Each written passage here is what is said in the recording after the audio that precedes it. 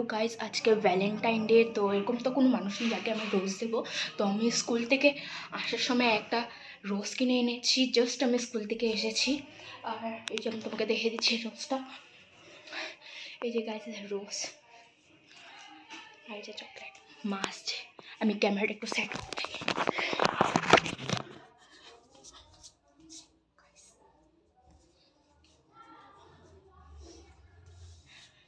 মাছ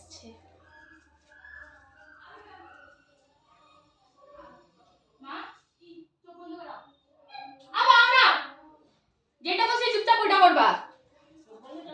আবে নাটক মারবে কিন্তু এদিকে আও।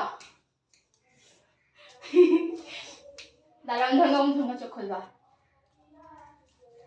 চোখ খোলো, চোখ খোলো।